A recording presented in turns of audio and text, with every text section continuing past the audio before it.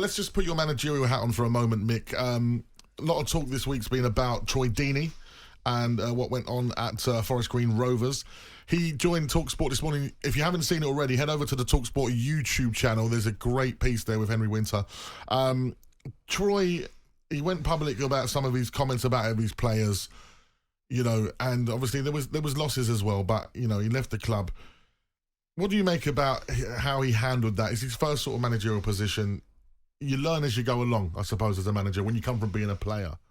Absolutely you do, yeah. And what you have to learn as well, I guess, is that when you're dealing with them, it's not just the players that you're dealing with. You're dealing with the supporters, the directors, the chairman, the owners, people who are invested in the club.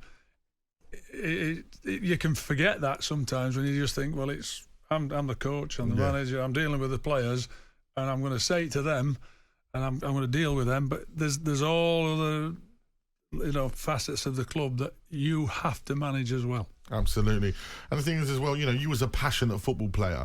Troy Deeney's very passionate, he's very hungry, and you can see in his interview when he's talking, you know, is it frustrating when you make that transition from player to manager and you're watching a player play and you're thinking, you're not giving, I'd be out there and I'd be running more than you, I'd be doing more than you. Is that frustrating? Is that you have to learn how to manage that some of these players might not have the same intensity or hunger that you might have had for the game when you were a player? Because that's what Troy kind of was suggesting. Well, that's always going to be the case if you've got somebody like Troy who has got an appetite for it and a passion for it. And if you look at people who haven't... It winds you up.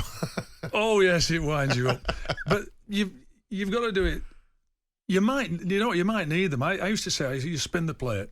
Keep spinning the plates. So if I've got a squad of 23... I am spinning 23 plates and I'm trying to keep them up in the air. And I used to say to TC, sometimes somebody's driving me mad.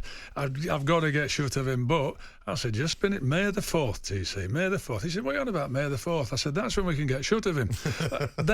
But until that point, you make sure you might get something out of him. He might score a winner, he might do something. Don't alienate him. You keep them all together, and then when you can get the opportunity to change them, then you change the players. And it sounds brutal, that. But let me tell you, it is. Because if you don't change them and you lose games, you'll get the sack, and that's brutal. It takes a big man to admit when they're wrong. I really respect Troy for coming on. He was very measured this morning talking about it. Absolutely. I read his interview about Jordan Henderson as well, and that was very measured. I don't know who he's got with him, right? So I took the job at Millwall when I was 32, completely wet behind the ears, no idea about what I was doing. Wow. I had a great guy with me called Ian Evans, Taff Evans. And the times that he just come and put his hand on my shoulder and reined me in and said, listen, do you think... And one of them was at Port Vale, and we'd lost in the 94th minute or something, and I went in the dressing room, I went ballistic at him, and I'm only just new in the job, and I went and sat in the dugout outside. I was fuming. I thought I was going to hit somebody. He came out, he put his arm around, he said, what do you think? And, you know, calm me down. Yeah. On the way home, suggested we should go out for a pint on Sunday night with the players, and we did. We beat Forest in the Cup on the Wednesday. I got Player of the Month. I was all for kicking off.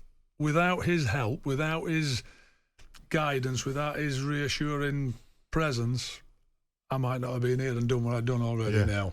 Brilliant. That's, like you said, you need those people around you to coach you into that next phase and just keep you measured. And but it's tough for somebody like Troy. Like I could fully understand it. You know, you want to go in and say what you think.